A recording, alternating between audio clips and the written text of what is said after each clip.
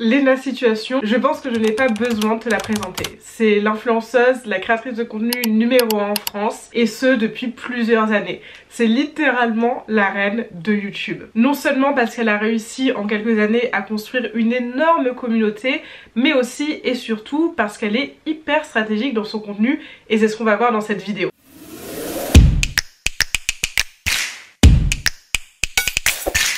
Dans cette nouvelle série d'analyses, je vais prendre des personnalités publiques, des créatrices de contenu ou des entrepreneuses et on va voir ensemble pourquoi est-ce qu'elles ont eu autant de succès et surtout quels sont les éléments qu'on peut reprendre pour pouvoir s'en inspirer et à ton tour réussir sur les réseaux sociaux ou alors dans le business. Et qui de mieux pour attaquer que Léna Situation, la reine des réseaux sociaux. Alors ce qu'il faut savoir, c'est que Léna, elle est hyper stratégique dans son contenu.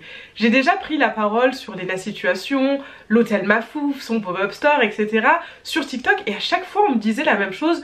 Non mais t'as rien compris, Léna Situation elle est hyper authentique et c'est pour ça qu'on l'aime. Alors oui, elle est authentique, certes on le verra plus tard, mais c'est pas pour autant qu'elle n'est pas stratégique. Sachez que les deux vont très bien ensemble. En fait quand je dis qu'elle est stratégique, il faut comprendre que Léna, elle vient pas de nulle part. Dès le début, elle a commencé à poster un contenu en sachant ce qu'elle faisait, en sachant ce qu'elle allait vouloir créer derrière. Elle postait pas au hasard comme ça juste pour le fun. Alors oui, à l'époque, les réseaux sociaux c'était pas ce que c'était aujourd'hui, mais il y avait quand même une intention derrière et c'est dans ce sens-là qu'elle a été hyper stratégique. Elle s'est lancée doucement mais sûrement au début avec un blog, puis elle s'est lancée sur les réseaux, les plateformes en tout cas qu'on connaît actuellement, YouTube, Instagram et plus tardivement évidemment TikTok. Et c'est vraiment sur YouTube qu'elle a explosé, notamment, et ça tu le sais peut-être, grâce à ses vlogs d'août, une série de vidéos qu'elle nous faisait tous les mois d'août et qu'elle nous fait encore d'ailleurs tous les mois d'août en nous emmenant chaque jour dans son quotidien, dans sa routine, et on verra aussi pourquoi ces vlogs d'août c'est une énorme partie de son succès aujourd'hui. Léna, c'est pas qu'une simple créatrice de contenu, j'ai envie de dire, c'est une véritable icône des réseaux sociaux, oui disons-le. Au bout d'un moment, quand tu passes le stade de plusieurs millions d'abonnés, tu passes aussi un nouveau cap avec. Elle influence des millions littéralement de personnes. Elle a été invitée dans des événements incroyables, je pense par exemple au Met Gala. Elle a travaillé avec des grandes marques de luxe, elle est invitée au Fashion Week. Elle rayonne même en dehors de la France. C'est pour te dire à quel point son succès est incroyable, parce que je pense qu'on le sait, c'est très dur pour les Français de percer à l'étranger. Et pourtant, ça a été le cas de Léna et ça s'est pas fait par hasard. Alors on va voir ensemble en 5 points clés comment Léna Situation a connu autant de succès et comment encore une fois tu peux t'en inspirer si toi aussi tu veux te lancer sur les réseaux. La première chose, c'est en effet son authenticité, sa vulnérabilité, sa transparence sur les réseaux sociaux. En fait, Léna, elle nous emmène dans son quotidien. Elle nous partage ses hauts, ses bas, ses ruptures, ses coups de cœur, ses embrouilles avec ses amis. Et c'est pour ça qu'on l'aime autant, parce que au final, c'est une personne normale, comme toi et comme moi. Son compte, ses réseaux sociaux sont ultra humanisés. Alors peut-être un petit peu moins maintenant, parce que c'est vrai qu'on s'identifiait plus facilement à elle à l'époque. Aujourd'hui, c'est un petit peu plus dur parfois de s'identifier à une personne qui clairement est millionnaire, qui collabore avec des marques de luxe, qui voyage beaucoup à l'étranger. C'est beaucoup plus difficile de s'identifier. D'ailleurs on l'a vu dans cette dernière saison des vlogs d'août, beaucoup de personnes ont dit écoute Léna, moi j'aimais bien tes concepts mais là aujourd'hui je me retrouve plus dans le contenu que tu fais, je ne m'y identifie plus tout simplement, donc ça ne m'intéresse plus.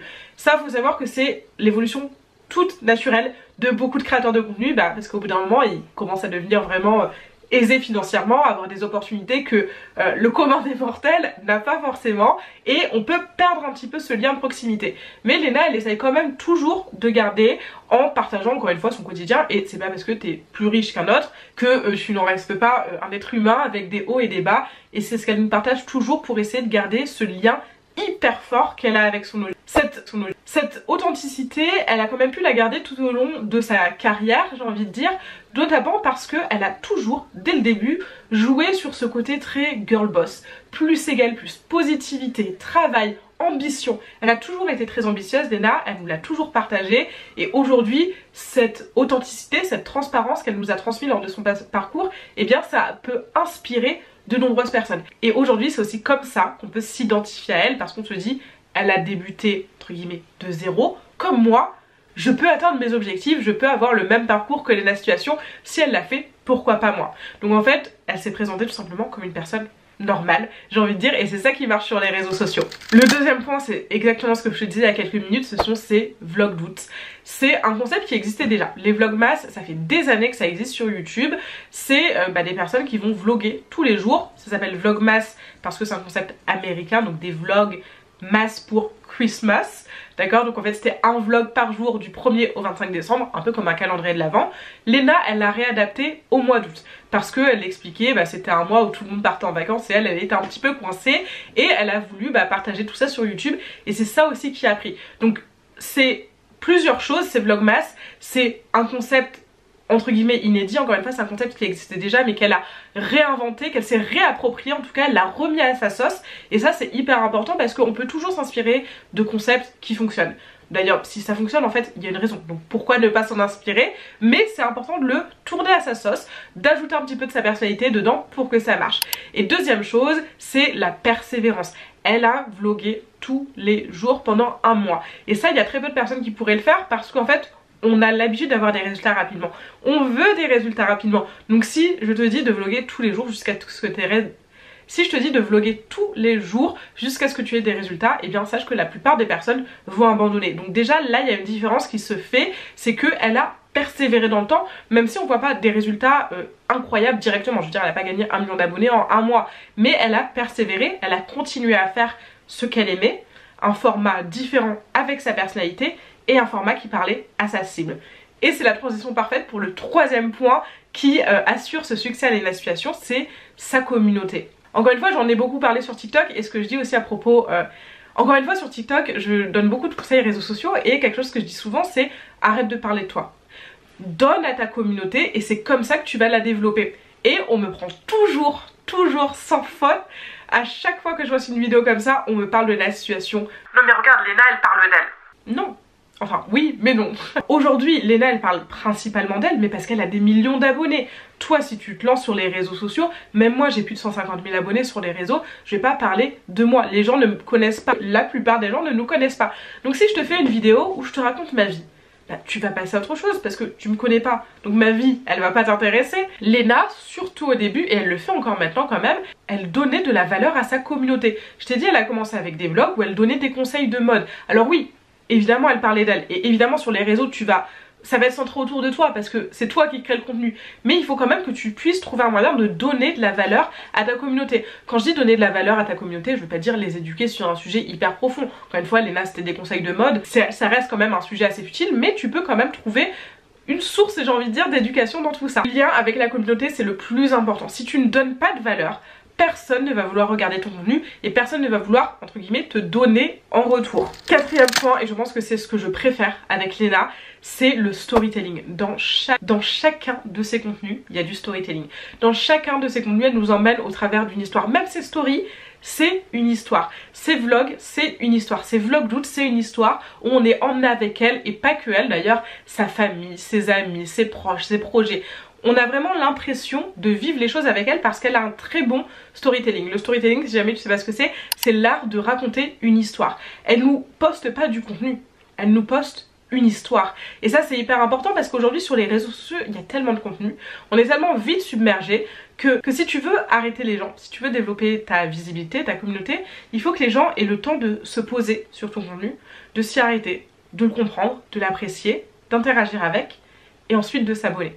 Et c'est comme ça que tu vas développer une communauté. Donc le storytelling aujourd'hui c'est quelque chose d'indispensable, j'ai envie de dire, si tu veux réussir sur les réseaux sociaux. Et enfin le dernier point, c'est le fait de se diversifier et surtout de s'adapter. Voilà, aujourd'hui je te disais, elle est présente sur quasiment toutes les plateformes très connues, en tout cas YouTube, Instagram, TikTok. Elle poste du contenu un petit peu partout. Alors oui, elle est moins présente sur YouTube peut-être ces derniers temps. Elle a également un podcast, elle a sorti un livre, on la voit en partenariat avec des marques, donc sur le compte d'autres marques. Elle a sorti récemment aussi, enfin il y a quelques mois déjà quand même, une seconde chaîne YouTube. Donc en fait elle est présente un petit peu partout, elle est un peu omniprésente, j'ai envie de dire. Tu peux pas vraiment passer à côté d'elle et ça c'est hyper important sur les réseaux sociaux parce qu'encore une fois il y a tellement de monde. Tu peux tellement te fondre dans la masse, tu peux tellement te perdre. C'est pas parce que tu gagnes des abonnés un jour, c'est pas parce que tu fais une vidéo virale un jour que tu vas pouvoir le reproduire. Parce que la concurrence est telle que tu dois maintenir un petit peu, j'ai envie de dire, cette présence sur les réseaux sociaux. Alors je te dis pas directement de te lancer partout. D'ailleurs c'est vraiment un conseil que je partage toujours aux membres de l'Académie Impact. Donc c'est une académie que j'ai pour accompagner les femmes qui veulent se développer sur les réseaux sociaux et en faire un véritable business. Je leur dis toujours, je préfère 1000 fois que tu sois à fond sur Instagram ou à fond sur TikTok plutôt que tu sois présente sur les deux mais que t'aies pas le temps. Parce que parfois on a un métier à côté. J'ai des clientes qui ont des enfants. Donc forcément on n'a pas... Alors on a le même nombre d'heures dans la journée, mais pour certains c'est un petit peu plus compliqué. Donc si tu as le temps d'être présente sur TikTok, Instagram, YouTube, Snapchat, LinkedIn, peu importe, fais-le. Plus tu es présente en ligne, plus tu auras de visibilité. C'est logique. Par contre si tu n'as pas assez de temps de créer un contenu qualitatif pour toutes ces plateformes, bien concentre-toi sur une ou deux. Moi ce que j'ai fait c'est que je me suis vraiment concentrée au début sur TikTok, après Instagram et maintenant YouTube. Petit à petit, vaut mieux que tu te développes sur une plateforme, que tu maîtrises une plateforme avant d'aller chercher plus loin, plus gros. Et voilà les 5 points clés qui assurent aujourd'hui le succès de l'élation. Des points hyper simples, j'ai envie de dire, dont tu peux t'inspirer toi aussi si tu veux te lancer aujourd'hui sur les réseaux, développer une communauté et même pourquoi pas en faire un véritable business. J'espère que ce premier épisode de cette nouvelle série de vidéos t'a plu et pense bien à t'abonner parce qu'on se donne rendez-vous la semaine prochaine pour une nouvelle vidéo.